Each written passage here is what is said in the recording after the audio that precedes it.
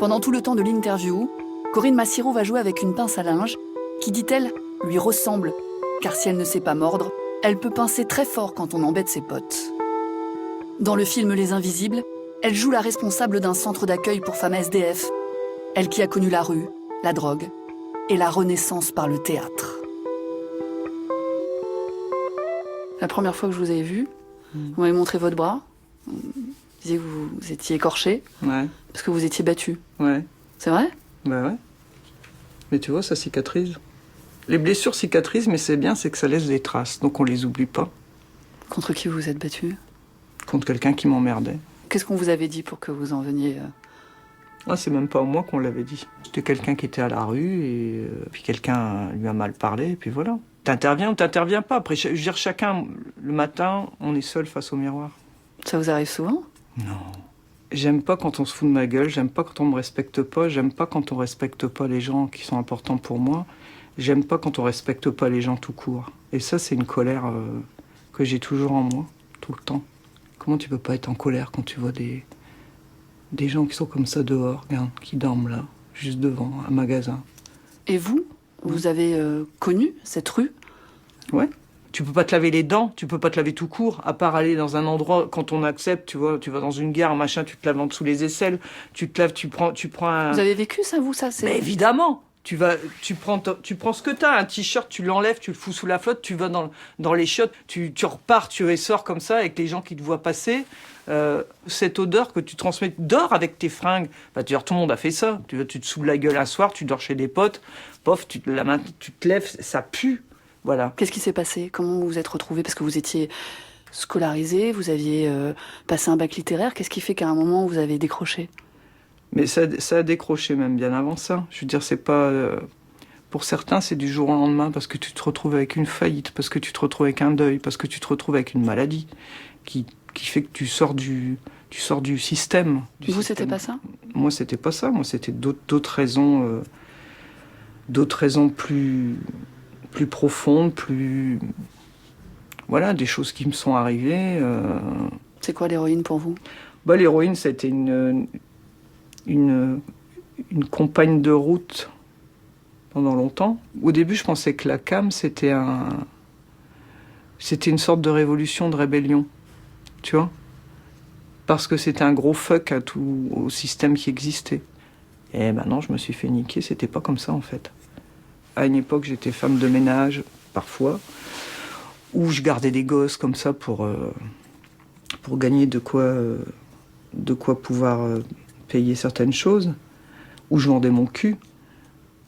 Mais les gens qui me fréquentaient, même les gens intimes, hein, les mecs avec qui je vivais, les gens de ma famille, se doutaient pas de ce que je pouvais faire. Parce que aussi, j'avais, il faut le dire, un peu honte. À Beauchamp, je me suis rendu compte que devant ma télé, où il passait à 2h du matin des émissions de merde que j'étais en train de regarder en étant défoncé, je me suis dit, mais en fait, je suis une grosse beauf. Je me suis rendu compte que je m'étais trompé depuis des années. C'était pas ça, la rébellion. C'était pas ça du tout. La rébellion, c'était se respecter, se faire respecter. Et alors là, ça fait un grand vide d'un coup. Sauf qu'on décroche pas comme ça de la... Ah bah non, tu décroches pas en une fois. Alors après, moi j'en connais pas qui s'est arrivé, qui disent « Tiens, demain c'est mardi, je vais décrocher ». Et qui arrivent. Vous avez fait comment, vous?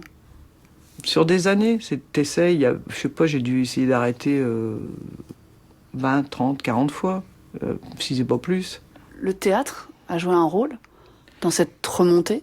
Le spectacle vivant, c'est arrivé, j'avais une petite trentaine d'années.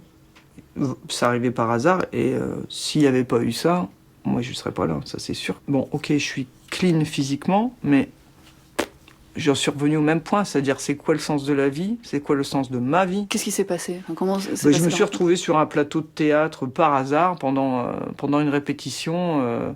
J'étais venu donner un coup de main à des potes qui montaient des lights, enfin bon bref, poussaient des caisses, tout ce que tu veux.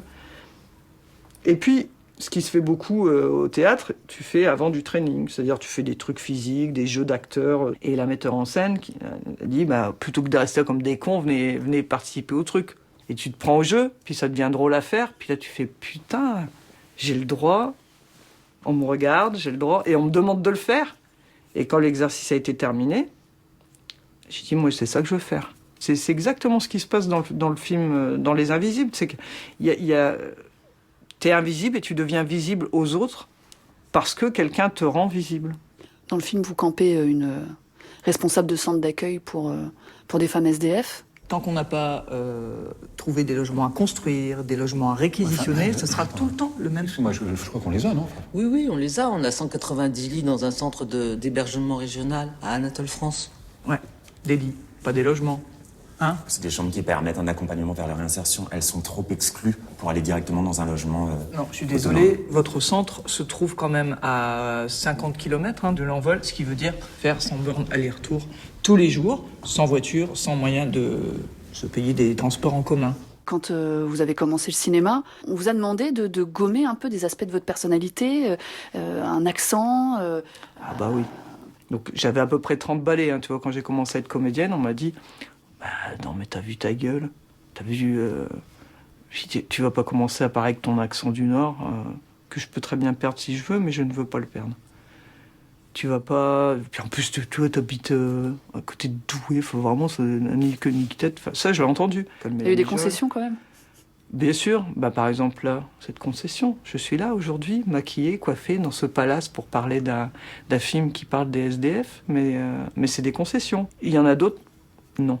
C'est quoi les concessions que vous voulez pas faire? C'est par exemple quand vous faites votre première montée des marches à Cannes et qu'on vous demande de porter des bijoux qu'on vous prête, c'est un grand joaillier, ça vous faisait? Ouais. C'est de la pub en fait, tu deviens... voilà. Et de la pub pour qui? De la pub pour des gens qui ont peut-être pas les valeurs que moi j'ai envie de défendre, donc niette. Donc là ça a été la rigolade, c'est qu'avec des potes, on dit qu'est-ce que tu vas mettre? On est allé au marché d'Oisem acheter des... C'est un marché de Lille? Acheter au kilo des bijoux, des breloques et tout ça, des machins, nanana. Et puis après, on s'est retrouvés dans une soirée où il y avait t'as toujours des journalistes qui sont là et qui te disent « Alors vous, tous ces bracelets, ces colliers, ces machins, ça va être qui ?» Je dis « voilà, marché d'Oisem, le chinois qui est à côté de la gare Lille-Flandre, et tatati et tatata. » Ah ouais, d'accord, au revoir. Mais pour vivre ça, c'est génial, quoi. Ça, c'est génial. Parce que ça met une petite poussière dans le système, tu vois. Une toute petite poussière qui peut-être un jour va grossir, qui peut-être un jour fera dérailler le truc. Vous êtes allé manifester avec les Gilets jaunes? Moi, je manifeste toujours. Je manifeste ma colère toujours. La violence, c'est pas d'aller casser une vitrine qui va être remboursée par des assurances. Je veux dire, là, on va se calmer la mijaule un petit peu, là. La violence, c'est ce que tu subis dans la vie tous les jours parce que tu vas bosser à je sais pas où, tu peux pas payer avec ce que tu gagnes ton SMIC de merde là, tu peux pas payer ton loyer, tu peux pas rembourser tes crédits, tu peux pas tout ça. Toute cette violence là, elle vient pas des gens qui gueulent quelles que soient les manifs d'ailleurs, quelles que soient les manifs. La violence, elle vient de ceux qui provoquent ça. Comment vous avez rencontré votre compagnon? Je l'ai rencontré dans une manif face au MEDEF. C'était très tendu et puis à ce coup j'ai entendu « Alors bonjour, bienvenue dans ce nouveau match. Alors vous avez l'équipe bleue en face, bleu marine, et l'équipe rouge. » Alors, et voilà, il commençait avec un mégaphone et j'ai dit « Mais il est fou, lui, il va se faire buter, quoi. » Puis non, en fait, il a réussi à désamorcer le truc. Les gens ont commencé à sourire, un peu, puis un peu beaucoup, puis après à rire. Je lui ai envoyé un texto et je lui ai marqué, c'est quand tu veux, où tu veux. Il m'a répondu ce soir chez moi 8h. Je suis allé chez lui, et puis ça fait plus de 16 ans, voilà, qu'on est ensemble.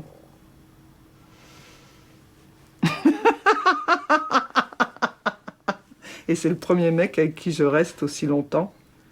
Premier mec que j'ai pas trompé. Il va être content de l'apprendre.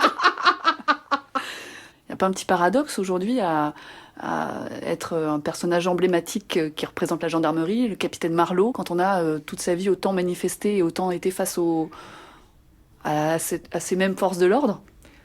Moi, je m'appelle Corinne Maziero, je m'appelle pas capitaine Marleau. Je ne suis pas le capitaine Marleau, je suis une comédienne qui interprète un personnage qui se trouve être un Schmitt. Ou même des fois, on m'appelle Madame Marleau. Je m'appelle pas Madame Marleau. On vous arrête souvent dans la rue? Oh bah putain, ouais, pas qu'un peu. Hein. Ouais, puis... Ah ouais. Alors après, c'est jamais... Qu'est-ce qu'on vous dit? Bah, des fois, on me dit rien, on m'embrasse, on me saute dessus, comme tout le monde, on me demande des selfies, des autographes, merci. C'est un combat pour vous d'être toujours connecté à la vraie vie, avec la notoriété et le succès que vous avez aujourd'hui? C'est pas un combat parce que la vraie vie, j'y suis dedans et moi, j'habite à Roubaix, dans un quartier populaire. Vous n'avez pas envie de venir vous installer à Paris, plus proche des théâtres? Surtout pas Seigneur. Vous êtes encore très révolté, en fait. Oui, la révolte, elle est... On devrait apprendre aux mômes à se révolter, moi, je trouve. Tu peux te révolter de manière très positive.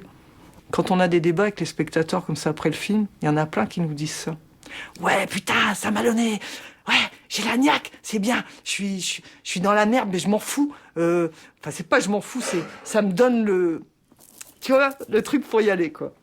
Mais ça, je suis fier de ça.